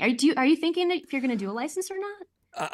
I've been going back and forth in this, but we are not going to do it right now. The thing is that because the show has become precious to me, because the game precious, because the game is based on my show, which is it's all me. It's all just me. So I guess protective is kind of a stupid word, but it is kind of protective. No, you should be. As a fledgling brand, I'm trying to control the vision at the beginning. But once I feel that it's on a solid foundation, once I feel I've done my job well enough to give other people a nice solid structure upon which to build, then we'll look into it. And if there's enough interest and if there's enough people that actually want to do it, then great. And if not, then that solves that problem too. So I think there will be. Don't worry. Well, I'm always just assuming not the worst, but I'm always assuming a very, very mid-range. I don't want to get my hopes up with anything, right? I'm just trying to deliver a game that works and that people find fun. But we're not going to license it right now. We'll see how it does. We'll see how people like it, and if there's a big clamoring, then we can do it. And who knows? Maybe we'll be using the Shadowdark license. Who knows? Or some permutation of it. I mean, that's I'm glad that there's something people can use that isn't the OGL, or whatever. I mean, there's a lot of options out there now. So you could get a legal team to write one for you. Also, that's some people think that's out of reach, but it's not astronomically expensive, and it can be well worth it. So I wish in hindsight that I had worked with an IP team more closely earlier, because I felt like it was something I wasn't allowed to do because I wasn't like important enough to have a lawyer helping me. But really, if you take your own job seriously, a lawyer is an ally to you that helps you, and so it's a good thing to do, I think. Yeah, but we're on the lookout right now. We're on the hunt for someone to help do it, because with the licensing thing, that's something I want to be well prepared for, well in advance of actually doing it. Yeah, and you have to be very careful about protecting your ability to steward the game, but giving people enough to work with. Yeah, right, exactly. It's a fine balance. Exactly. Let's see where we're at here. This is funny. Craig Matthews, friend of ours. Where do you stand on lizard men? He wants to know. Craig has this unhealthy obsession with lizard men. We don't know why. We don't want to ask. How unhealthy is it? I would like to believe that it is because there's a character in the third season of Me, Myself, and Die named Slista, who is a lizard man shaman. I would like to believe it's because he was so inspired by that character that he wants to see lizard men in the game. That's right. Oh, my think goodness. lizard men are just great. I like a good lizard man. I in the like a good game. lizard man. And on that note, let's have a little ad. This is an ad from my friend and patron James of James RPG Art. He's doing some cool stuff. Let's take a look. Beyond the veil of mist, where sunlight is a fading memory, lies the land of Barovia. Your journey begins here. Darkness surrounds you. Your steps are swallowed by the forest. The wolves howl. A warning. At the heart of this cursed land stands the Dark Lord Strahd. His shadow stretches across Barovia, cold and unforgiving. These are no ordinary lands. Every stone, every whisper, every drop of blood tells a story. What will yours be? James's RPG art brings Barovia to life, each scene a window into the torment and beauty awaiting your players. Will you survive the curse of Strahd, or will Barovia claim you? Visit James's RPG art on Patreon. Make Ravenloft more than just a story. Make it an experience. Okay, well, I sure hope you guys heard that, because I didn't. I don't know if my settings are right. I didn't hear it either, but I watched attentively because it was a pretty cool ad. Okay. Well, here's hoping it had audio. If not, I'll run it again with audio turned on. We can improv some some voiceover. Yes, exactly. Okay, what do we got here? Many things. Nigel Hobbs gives us a 10-pound tip. Thank you, Nigel. I've seen Thanks, you. Nigel. I know your face, Nigel. I know your name. Audio was good, says Nick. Huzzah. Okay. Vortec Games. Hello, Vortec. Trevor, the life origin system for the character sheet, is that done randomly in character generation, or do you create this, or both? So the life origin system, as we will call it, the system, is inspired by games like Traveler, by games like Burning Wheel. The Traveler, did you ever play Traveler, Kels? Did you ever play?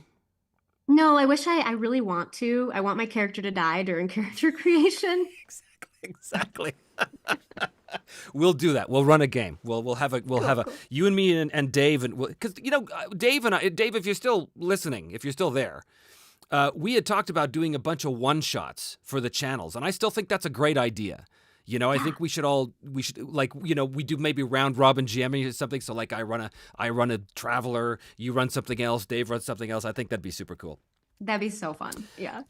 But Traveler has this really cool life path system. I actually like the Mongoose system a little better than the classic system, where death is optional. Yes. Good. But it's really cool because it tells you your history in a way that gives you extra skills that are appropriate to your character. It gives you little pieces of connections with the other players, and it gives you stuff, right? Like you have a reason for the ship you have or something. I've always loved it. I thought it was cool. So we're doing something similar-ish.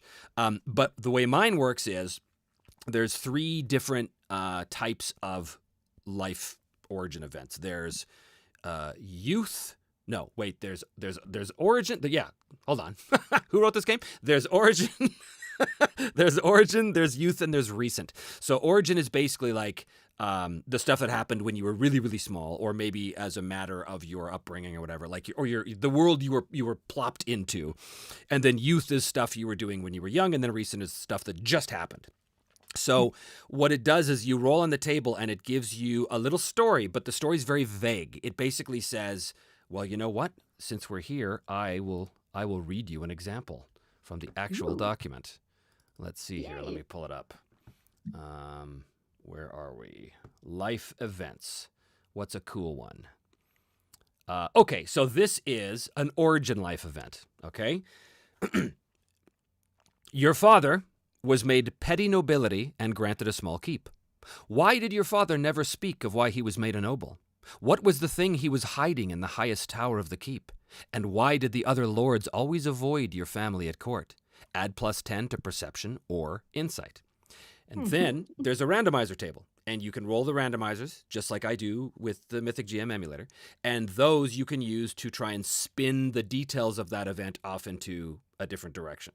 So it's designed to sort of pique your interest in something cool, something weird and interesting happened here. But what does that mean to you? Well, based on these randomizers, or based on, you don't have to use them. Like if something comes to you, great.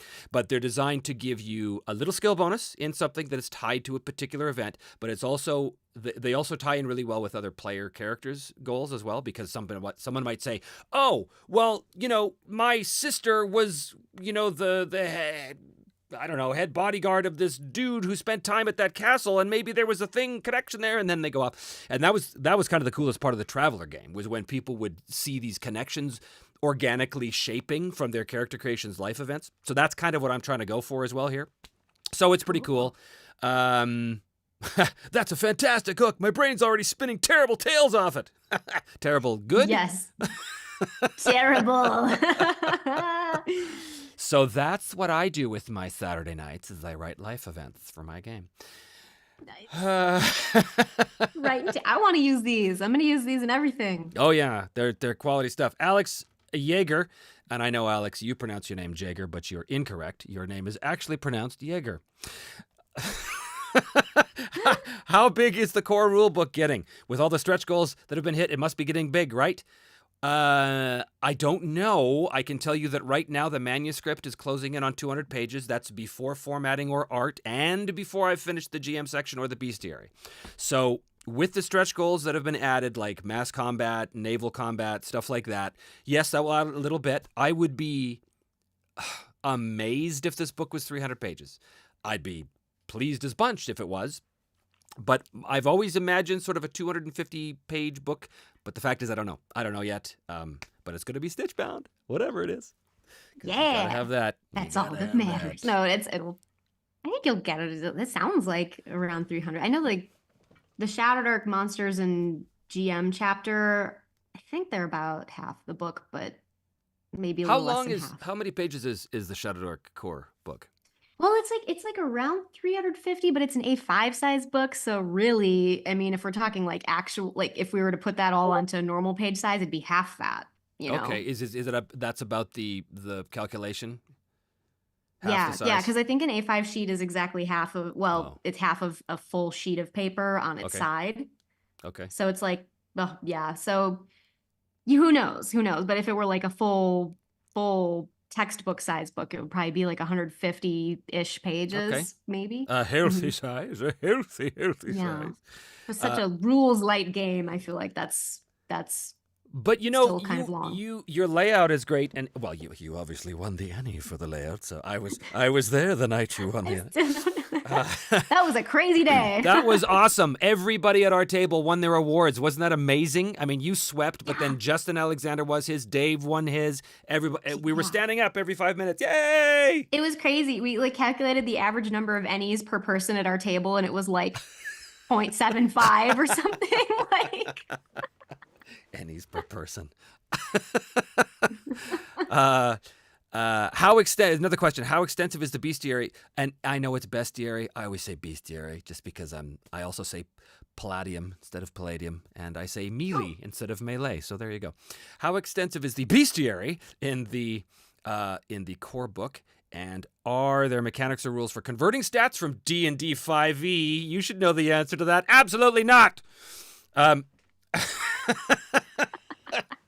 How big is the bestiary? Well, it just got bigger because we unlocked a stretch goal of adding a bunch of more monsters and stuff. In the bestiary, I'm trying to give you two things. I'm trying to give you enough templates to be able to use and adjust as you go. So, tough bandit is a template. Weak bandit is a template. Orc or whatever, right? So you have an idea of that. And then there's going to be monsters. Monsters are a little more complex because, of course, there's hit locations, and with hit locations, things change a bit. But we're working out all the details right now on how to stat up monsters in such a way that makes it easier on the GM without losing the detail, because that's important. What we don't want to have, this is kind of an adjacent point. What we don't want to have is a situation where the GM is playing by different rules than the players. Because a lot of games do that, and I understand why they do it. But for me as a GM, I want to play by the same rules. Like, I don't want to have, like, you could do it like this. So in my game, as you know, Kelsey, when you roll to attack, you do success levels, you do damage, you have hit location, and based on that hit location and your success levels, you can make all different kinds of things happen, right? You can say, oh, I want to choose location leg and knock him prone, right? That kind of stuff. Right.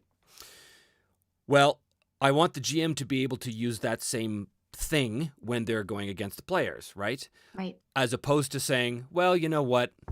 The monster has a 50% chance of hitting, and if they do, it's the body, and it's always 3 damage or something, right? Like, just to make it easier. A lot of games do that because, well, there's so much for the GM to have to deal with. My position is I'm a child of the 80s, so gaming is work, which means that as a GM, you're going to have to put some goddamn effort into it. There's no way around that. So quit your whining and stat out some monsters. Gaming is work. Gaming is work. That's like the best soundbite from this. But we want to be able to have GMs play by the same rules as the players do while not having to consider every little thing. Because the fact is, as a longtime game master of Harnmaster, I don't need to know every single detail about every Pagalan raider that comes across the border to it. I don't need to know. What I need to know is some basics, right?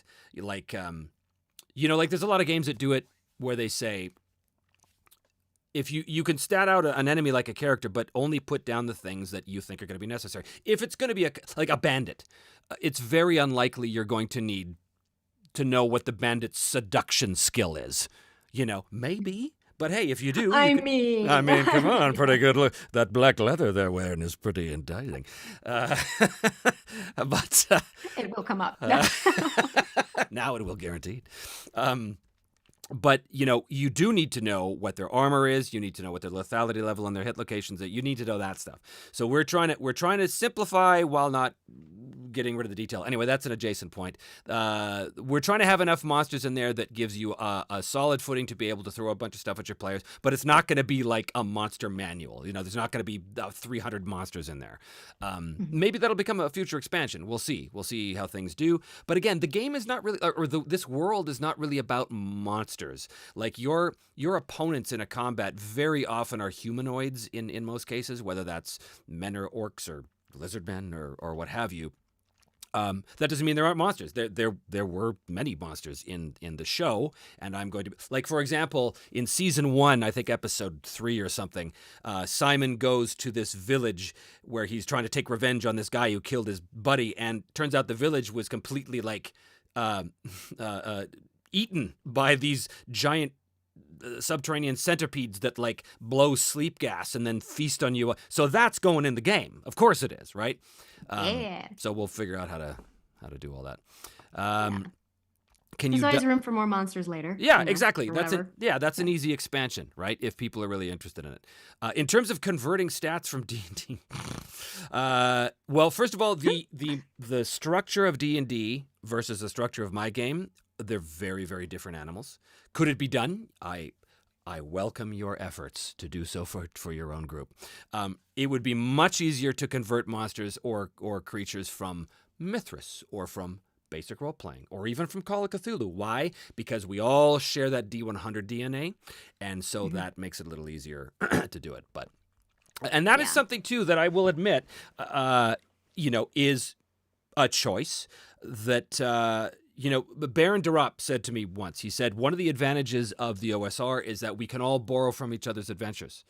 We can all run each other's adventures because they share a common DNA. And I had never actually considered that before, because I was like, why? Why would you make OSE and then Axe and then, all these are just D&D, right? Well, that's not exactly true, but they all share the same DNA, so it's very easy to do the conversion, right? They're all going to have versions of the 6 big stats. They're all going to have armor class and hit points and things like this. My game doesn't have that. My game, if you want to convert a Mithras monster from Mithras to my game, you could do it. but it's not a 1-for-1. It's going to take a little bit of effort. So again, gaming is work, people. Gaming is work. Yeah, it's tough. I mean, I think that's something that gets asked a lot is like, how can we convert stuff from this to that? And I even get asked a lot, like, how can we convert 5th edition stuff into Shadowdark? And I'm like, you could, like, you could trade the monsters out, like the monsters in 5e for the statted ones in Shadowdark, but that's not the whole picture. Like, the fact is that encounters were designed to support the gameplay style of the game itself. And so it wouldn't make sense. It wouldn't make sense to like run the Temple of Elemental Evil in Broken Empires because it's not a game that's built around an exploration-based, dungeon site-based gameplay loop. So it would be. I think when like the you have to zoom out farther than that. Like you could use the Temple of Elemental Evil in any game, but you have to go back to the premise of it maybe, or the idea behind the adventure rather than the statted stuff, and you'd have to rework it sometimes from the ground up depending on how much of a leap you're making. So yeah, man. and the design intention is really important there too, because the design intention behind D&D is you are going to fight a certain amount of monsters per day to expend a certain amount of resources, and it's baked into the cake that is, as you say, the gameplay loop, right? That is 100% what they're trying to do. My game has nothing to do with that. So if you bring the intentionality, is that one of those corporate words? Intentionality, I feel like it is. If you bring the intentionality of D&D to a game like the Broken Empires, you're kind of sentencing your characters to death. That's why I joke about how you could do a classic dungeon, but everybody's going to like be legless and filled with infected wounds by the time they get 100 feet down the road. So it's not designed for that, you know? And I think there's some beauty to learning the system enough to where you'd recognize that you don't want to convert in the first place. Like exactly. If you get to that point, then you've grokked the system, I think. Yes, exactly. Grimdark, thank you, sir, ma'am, person. Kelsey, will Shadowdark get a 2nd edition combining the core book with the CS zines? And then to me, what's the gnarliest weave reaction that you've seen in playtesting? So, Kelsey, first, will Shadowdark get a 2nd edition combining the core book with the what are the CS zines? What am I missing? I think those are the Cursed Scroll zines, which are they're each like a setting. And I don't think that we will make a core rule book with those because the classes and stuff are so specific to the particular settings. However, I am going to be doing a Kickstarter in March for more Cursed Scroll zines, and in fact, some more things about them that I haven't told anyone yet, but maybe I'll say some stuff here. Is that some secrets are being revealed. There's going to be an attempt to unify the first 6 Cursed Scrolls into a region, and so they're not core rulebook material because they're a setting, and the core rulebook is meant to be usable in any setting. So the Cursed Scroll stuff is always by nature going to need to be held separate, I think. Makes but sense. Yeah, check it out. In March, we're doing some cool stuff with the first 6. Because I'm writing 3 of them right now. So. Yes, follow. Where can they find info on that? Oh yeah, thearcanelibrary.com. Go sign up for the Shadowdark newsletter. That's the first place, or the Discord server for the Arcane Library. Okay, cool. Keep your eyes Thanks on for it. letting me self-promo, you guys. Of course. Thanks. My goodness, this is why you're here. Rui Henrique, thank you for the 5. I believe that's euro. Oh, I'm from the 80s. Gaming is work. That should go on a t-shirt. We can certainly make that. We can certainly make that shirt. Gaming is work. Ron Talks Tabletop, $10. Here's some cash. Thanks, Ron. We like cash. Cash is good. Let's see what else we're looking at here. Can you die in the Broken Empire's character creation and become undead, maybe? Not so far. No, I haven't taken my Traveler inspiration quite that far. That seems like an optional Halloween add-on. Exactly. All right. So let's see here. Oh, look, I'm being corrected by the internet. Cat Ninja says you could have stuck with intention. Oh, well, now I know. Intentionality, very bad. Just intention. What is the zombifying of verbs? That's a problem where you turn like a verb into a corporate noun. Yeah. Yeah, instead of being like, I'm going to ask you this. It's what's the ask? What? Yeah. It's called zombifying. Yeah. Oh, Or vice versa. I can't remember which direction that's supposed to go in, but one thing's for sure. Clearly, I've been bought by Watsy. Clearly, I am just a corporate shill. is it time for us to come clean? We're all bought by Watsy. This has all been a psyop. We pull off the mask didn't and there's a write Watsy Shattered. logo. Dun dun dun. Watsy! Yeah, like- Okay. Well, we're getting on to 2 hours here, my dear. Ooh. Which is something, and we haven't even touched on some of these questions here.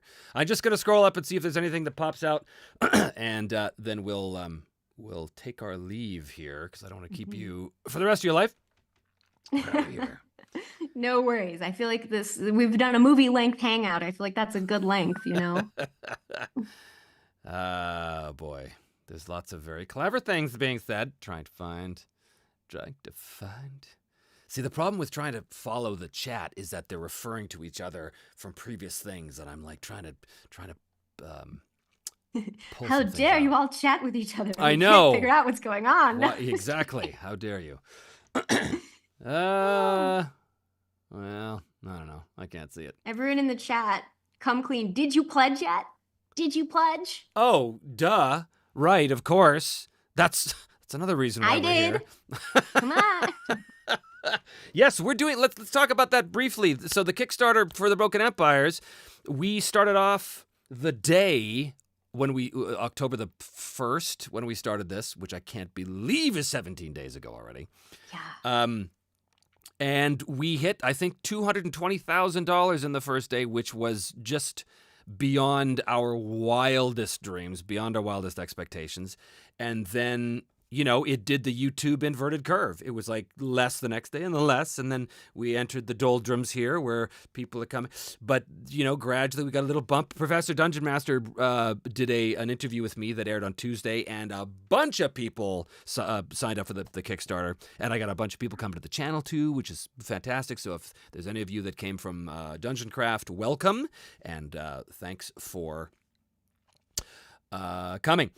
This is interesting. Victor Gorchev, thank you for the €2. I'm jealous of the Broken Empire's art. Kudos. Thank you. I want to talk about the Broken Empire's art because we have a principal artist in Barcelona, Spain, España, by the name of an artist by the name of David Benzal, who has worked on all kinds of Hollywood productions, all kinds of movie posters and things like this, all kinds of great design work. He's a big fan of the game, as it turns out. And he's our principal artist, and he's the one that did the core. He's done a ton of stuff for us, but he did the core cover, which is the 4 characters. And for those of you who don't know, the 4 characters on that cover are, in fact, Simon, Arn, Edbert, and Vale. They're the 4 principal protagonists from Me, Myself, and Die. And to see them on the cover as fully realized human beings, I'm just like, oh, this is the coolest thing ever. It is. My children. But there's on the ads, which we use all the time, the core cover to sell the game. Look at this. Come and check this out. We get not a lot, but enough to piss me off. Enough people saying, well, clearly this is AI art. And I'm like, okay. First of all, Not everything's AI art, you guys. not everything's AI. And the fact that you can't tell the difference makes me think maybe I wasted my money hiring an artist. It's maddening. And whatever. AI is what it is. It's a tool that people are going to use or not use. We, for the record, don't use any AI. It's all done by artists. Even though, get used to it, kids. If you can shake your horse whip, your buggy whip all you want, but the Model T is already driving by, so you can either choke on its dust or you can learn how to drive it. But that said, I mean, AI is a huge threat to my job as a voice actor. It's a huge threat. And we're going to have to adapt, right? Sucks, but that's the way it is. Anyway, there's a lot of people saying, are you using AI? The answer is no, we are not. No. A lot of people think it's AI because, unfortunately, David Benzal is one of those authors, artists whose art often gets used by AI. Yeah. So- Oh, I know. It's, I've asked people have asked me that too, and I'm like, the credits for all of the artists are in the book, like by page. Yeah. It's credited. So yeah, it's Yeah, and I get it. I mean, especially if you are an artist and you're concerned about this. Like I said, I'm concerned about it too. There's my union, I think, is still on strike right now, SAG-AFTRA, for the video game thing because of the whole AI thing. Are they still on strike? I can't remember. But it's exactly this, right? A lot of these producers want to be able to replicate voices. And yeah, it's a threat. But I don't, I'm like, it's also, you want progress, you're going to have some threats. It's just, there's nothing you can do about it, Anyway, in the meantime, I'm trying to keep as many artists employed as possible. So for those of you who are concerned about that, don't be. These are all drawn. And in fact, we have I think it's on the Kickstarter site. Somewhere we have. It's on the Kickstarter page. You can see David Benzal actually working. You can see his brush strokes and stuff as he's making the picture of Sherilyn, the ghost that haunts Edbert, which is the coolest thing ever. That's another picture he did. It was so awesome because I had this description of Sherilyn. I was like, I kind of want to show like that there's two sides to her. Like there's the sort of like weird ghostly presence, but then there's like the rage-filled bitch that she can be sometimes. And so he did. He created kind of this two-headed ghost spirit. Oh, it's so awesome. It's so cool to see it come to life. Now, here's the thing. Let me ask you this. What was it like for you when you got the proof of your book in your hands sent to you and you beheld what you had created? Tell me what that experience was like. It's pretty wild. It's pretty when you're like, this is the real thing. Because like it's sort of a gradual breaking in, I think, where you get sent like samples of the hi dog. Yep. I don't know if you can hear my dog. Something made her go off. Sorry, she's so excited for me to tell the story, I guess.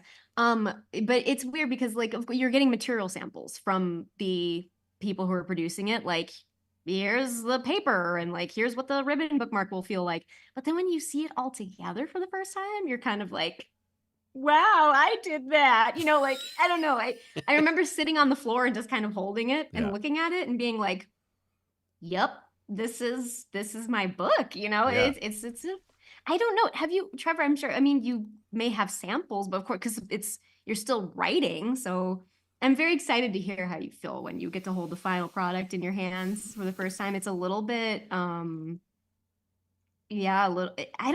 it's a little bit like you're almost watching yourself look at it.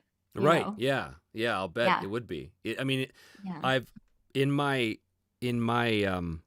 career, I've shot the film, I've directed the film, I've written the play, I've had the career in Hollywood as an actor, as a voice actor. And now I'm writing the book. I always said, I'll make the film, I'll write the play, I'll write the book. And here it is, finally, writing the book.